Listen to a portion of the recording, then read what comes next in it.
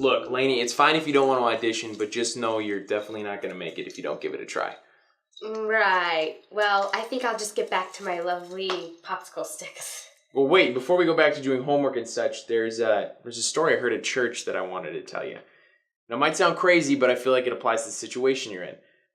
Plus, it'll give me a chance to practice my dramatic storytelling. So a story from the Bible reminds you of not knowing if I should audition for a school musical? Well, it's not about a school musical. It's about some people who knew that a savior was coming, but they didn't know how or when he was going to come. Okay. Well, here, I'll tell you. You'll understand. Many years ago, some of God's people were living in the land of Judah. Now, God's people had gone through some pretty tough stuff throughout the years.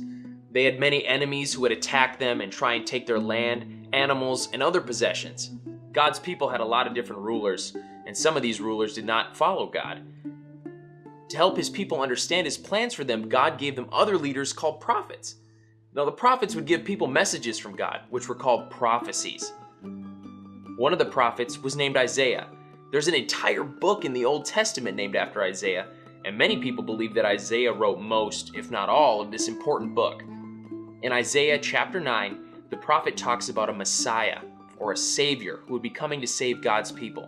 He would be the greatest ruler ever. These are some of the words in Isaiah's prophecy. The people who walk in darkness will see a great light, for a child has been born to us. God has given a son to us. He will be responsible for leading the people. His name will be Wonderful Counselor, Powerful God, Father who lives forever, Prince of Peace. There were even more prophecies about the Savior whom God was going to send. But even though many of God's people believed that a Savior was coming, they didn't know who it would be or how it would happen. They just had to wait on God's timing and trust that He has the best plan in the world. And they had to wait hundreds of years. During these years, they had more good rulers and more bad rulers that came and went. They had enemies attack them, and many of God's people were hurt or held captive. Then one day, about 700 years later, a young girl named Mary received an important message about how this new Savior was about to come into the world. That story was actually interesting. Those people waited all those years for Jesus, right? That's right. They knew that God was going to send a Savior, but they didn't know when. And He did.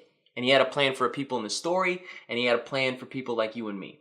Sometimes we feel stuck and we don't know what to do, but we have to trust in God. God's going to stick by us no matter what. So what are you trying to say? That I should try out for the show?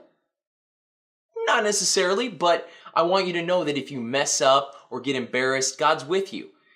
We don't know what's going to happen, but God does, and we have to trust that He's going to be with us. He's got a plan for you that's bigger than just being in a school musical. That's true. I guess even if I don't make it, it's not that big of a deal, right? Well, okay. Okay, you'll try out? Yep. Awesome. Well, do you want to practice a bit? The auditions do start next week. Why not? All right. Uh-oh. Then we can ask Grandma to help us with this whole tree thing. Good call.